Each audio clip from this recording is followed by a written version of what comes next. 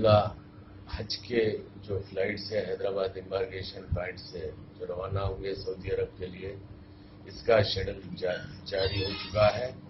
Hyderabad इम्बार्गेशन point से इंशाअल्लाह ताला 13 अगस्त से यहाँ से फ्लाइट्स रवाना होंगे। यहाँ से रास्त तौर पर जिद्दा जाएंगे, हज टर्मिनल शमशाबाद से जिद्दा के लिए रवाना होंगे। इंशाअल्लाह वहाँ से बोलिंग के जरिए मक्के मुकरमा ले जाया जाएगा और वापसी इंशाअल्लाह मदीना मुनव्वरा से हैदराबाद को होगी। 13 अगस्त से लेकर इंशाअल्लाह ताला 22 अगस्त तक यहाँ से फ्लाइट्स रवाना होंगे।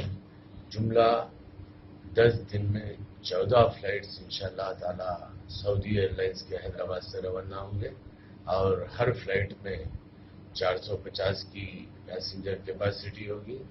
इस मरतबा हज का जो पीरियड है वो तकरीबन 38 दिन से 39 दिन रहेगा।